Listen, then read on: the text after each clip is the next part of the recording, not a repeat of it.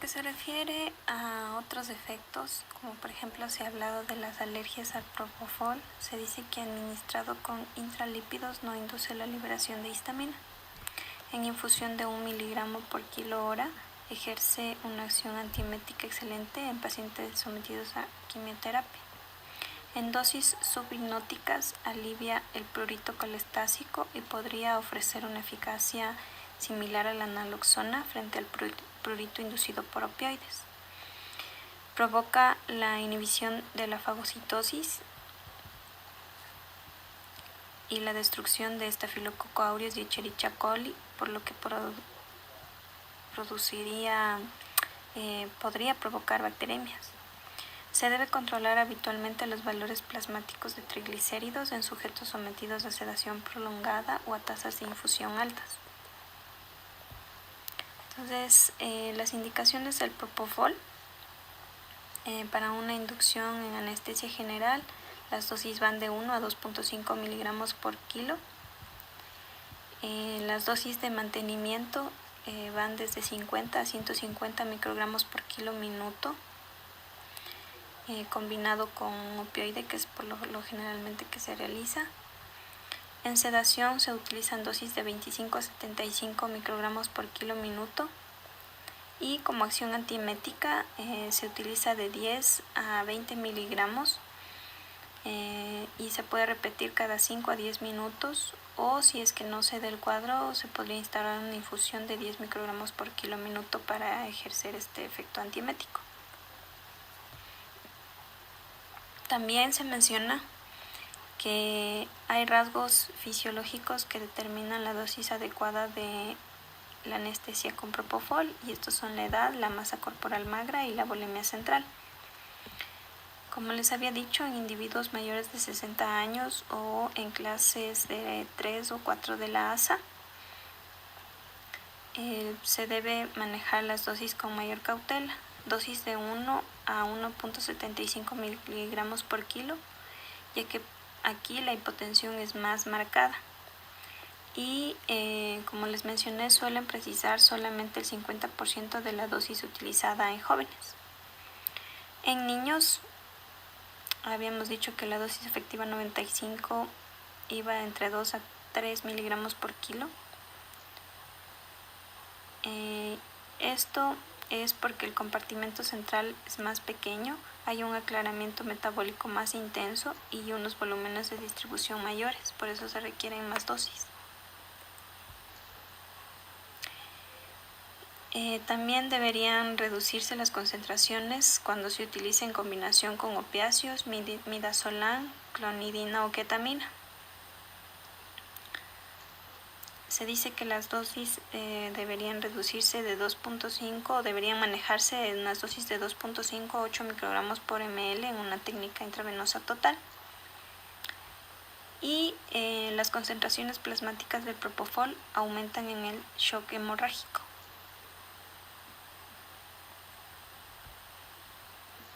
Entre los efectos secundarios se asocia a dolor en el punto de inyección, apnea, hipotensión y de manera infrecuente tromboflebitis. Para evitar el dolor en el punto de inyección, pues como hemos leído, se requiere que se administre en venas de un calibre mayor o se utiliza conjuntamente con la lidocaína como analgésico a una dosis de 1 miligramo por kilo aproximadamente. Entonces, se puede producir un síndrome de infusión con propofol, y esto se da cuando se da una infusión a 4 miligramos por kilo hora durante un periodo igual o mayor a 48 horas aproximadamente. Entonces, este síndrome de infusión de propofol se distingue por bradicardia aguda resistente a tratamiento, que incluso puede producir asistolia en presencia de uno de los siguientes signos: acidosis metabólica, ratomiolisis, hiperlipidemia, hepatomegalia o esteatosis hepática. Por ello, la lipidemia se considera un signo importante cuando se esté realizando una infusión de propofol continuo. Eso acerca del propofol. Ahora vamos a hablar acerca de los barbitúricos. Los barbitúricos presentan un metabolismo hepático al igual que el propofol. La mayoría de sus metabolitos son inactivos, hidrosolubles y de excreción urinaria. El tiopental es el barbitúrico más utilizado en anestesia, más o menos a dosis que van desde 4 a 5 miligramos por kilo. Y se dice que presenta una cinética de primer orden. El volumen de distribución es ligeramente mayor en mujeres porque la semivida de eliminación también es mayor. Y puede acumularse en tejidos, especialmente cuando se administra en dosis altas a lo largo de un periodo prolongado debido a su lipofilia, su volumen de distribución relativamente grande y su tasa baja de aclaramiento hepático. En lo que se refiere a su mecanismo de acción, se ejerce a través de dos principales efectos. El primero es un aumento de las acciones sinápticas de los neurotransmisores inhibidores, como conocemos el GABA. Se dice que a concentraciones bajas amplifican el efecto del GABA-A y a concentraciones mayores activan directamente los canales de cloro. Y su otra acción se ejerce a través de la inhibición de las acciones sinápticas de los neurotransmisores excitadores, como el glutamato y la acetilcolina.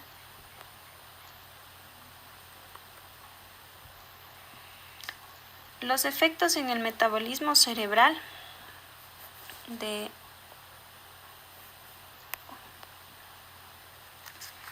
los barbitúricos, se dice que estos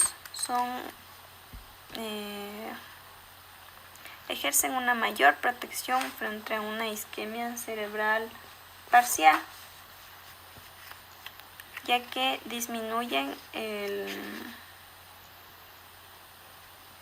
la tasa metabólica cerebral de oxígeno, y esto produce una ralentización gradual del electroencefalograma, disminución del consumo de ATP. Esta disminución de la tasa metabólica cerebral de oxígeno disminuye la perfusión cerebral,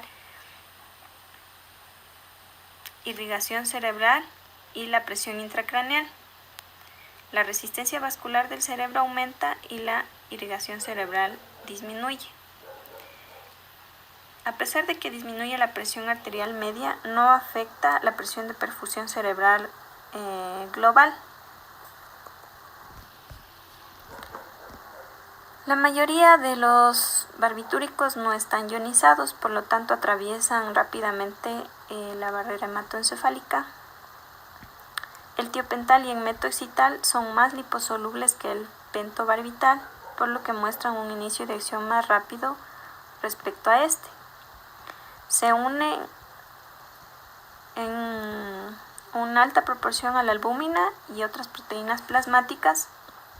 La prolongación de la recuperación temprana y tardía ha sido motivo para que la sustitución de estos fármacos como inductores que estarían muy inferiores a lo que es el propofol. En lo que se refiere al sistema respiratorio, se dice que el patrón ventilatorio observado con el tiopental se describe como una doble apnea. Entonces, origina depresión respiratoria central relacionada con la dosis. El valor máximo de la depresión respiratoria y de la depresión máxima de la frecuencia respiratoria tras la administración de aproximadamente 3.5 miligramos por kilo de tiopental se alcanza entre 1 a 1.5 minutos. Y los efectos farmacológicos apenas pueden detectarse una vez transcurrido 15 minutos desde la administración inicial del bolo de tiopental.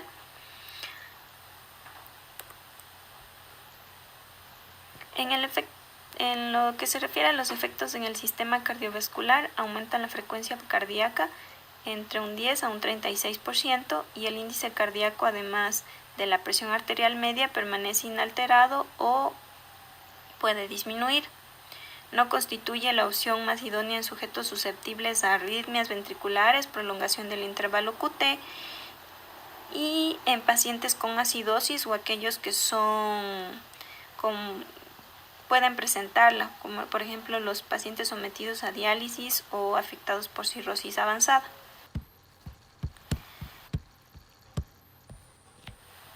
En lo que se refiere a las indicaciones y dosis de los barbitúricos, como habíamos mencionado, los barbitúricos más utilizados en la inducción y mantenimiento de la anestesia son el tiopental y el metoxital.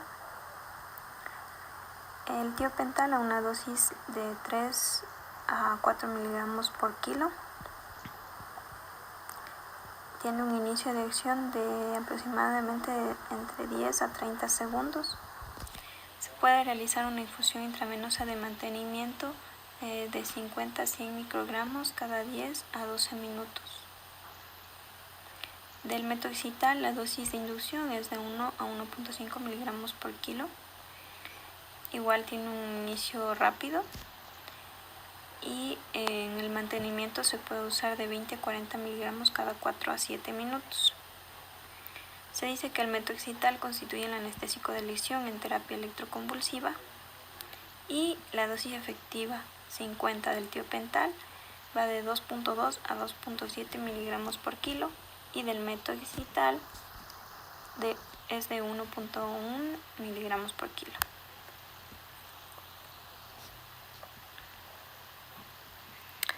En los que se refiere a los efectos secundarios, podemos encontrar que existe un sabor a ajo, a cebolla en el 40% de los pacientes. Pueden presentarse reacciones alérgicas, irritación tisular local y muy raramente la necrosis tisular. Puede aparecer urticaria en cabeza, cuello y tronco. Y se ha descrito varias reacciones graves como edema facial, urticaria, broncoespasmo y anafilaxia. Las contraindicaciones del uso de estos barbitúricos se refieren principalmente a que pueden agravar la depresión respiratoria en pacientes con obstrucción respiratoria o alteración en las vías respiratorias. Por eso es importante que se le realice en un área en lo que se tenga todas las medidas para rescate de la vía aérea. Puede provocar inestabilidad cardiovascular grave o inclusive el shock. Puede afectar el control, como les dije, de las vías respiratorias y la ventilación en sujetos asmáticos y puede desencadenar porfiria o agravar las crisis agudas de esta.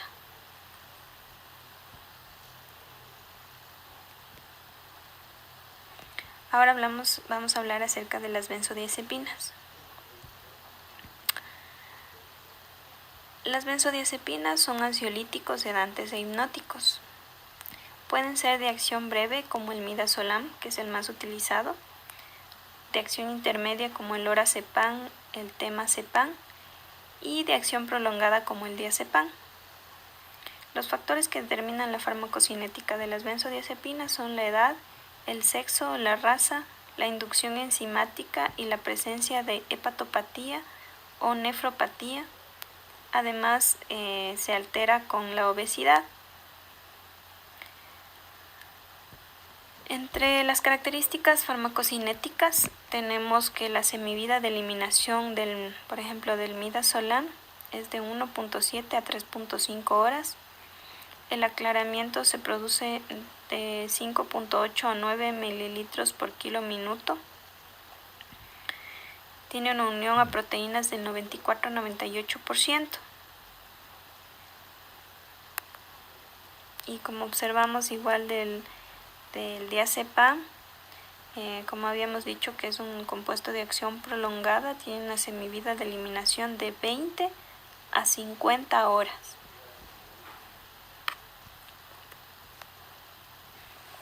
En lo que se refiere a los efectos en el sistema nervioso, ejerce su acción igual a través del receptor GABA.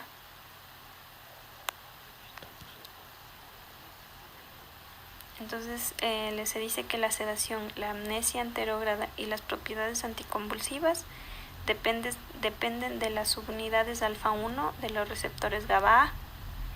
En cambio, las subunidades alfa-2 intervienen en los efectos ansiolíticos y de relajación muscular. Se encuentran abundantes receptores benzodiazepínicos a nivel del bulbo olfativo, la corteza cerebral, el cerebelo, el hipocampo, la sustancia negra y el tubérculo cuadrigémino inferior.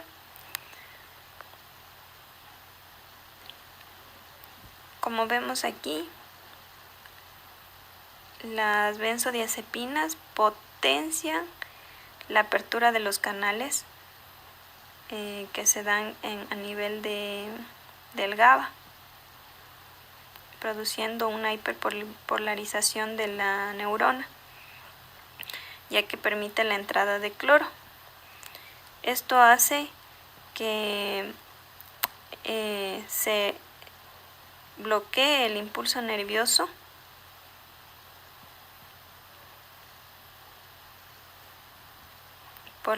por este mecanismo de potenciación del sitio de potenciación del receptor GABA.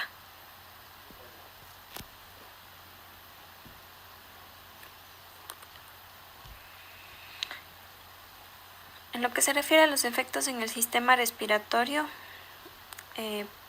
produce depresión a nivel central, siempre relacionada con la dosis, y su acción es doble, ya que produce un efecto a nivel del tono muscular que produce un mayor riesgo de obstrucción de las vías respiratorias superiores y atenúa la respuesta de la curva respiratoria al dióxido de carbono.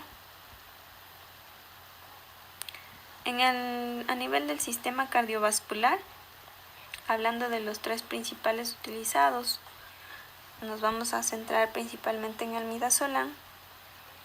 Vemos que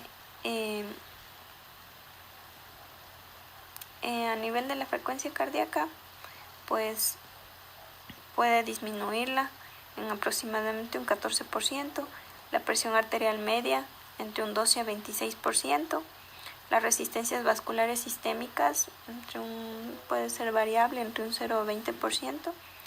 No hay cambios en la presión de la arteria pulmonar ni en la resistencia del pulmonar ni la resistencia vascular periférica.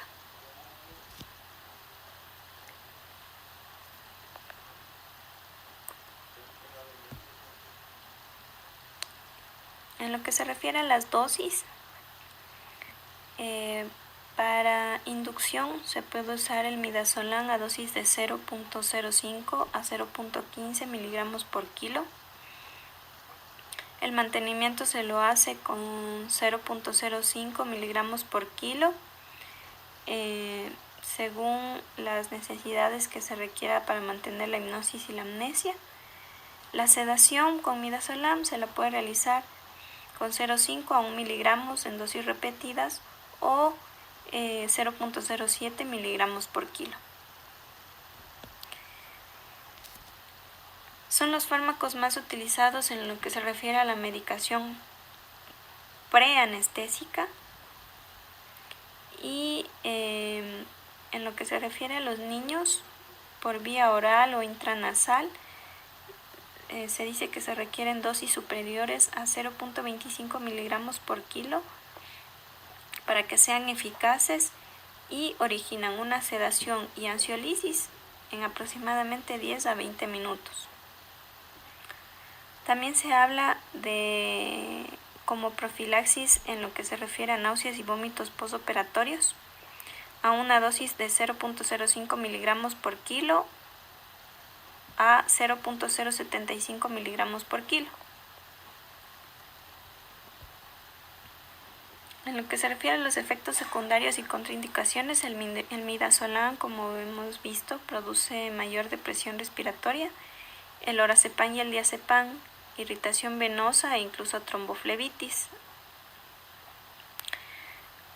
Aquí vamos a hablar acerca del revertor de las benzodiazepinas, que es el flumazenilo. Actúa como un antagonista competitivo del receptor e induce un antagonismo reversible y superable. Las dosis utilizadas es de 0.2 miligramos en dosis repetidas hasta llegar a 3 miligramos como dosis de reversión. La dosis necesaria para invertir el efecto de cada benzodiazepina depende de la benzodiazepina residual y de la benzodiazepina usada. Por ejemplo, se necesitan dosis más altas con benzodiazepinas más potentes, como el diazepam.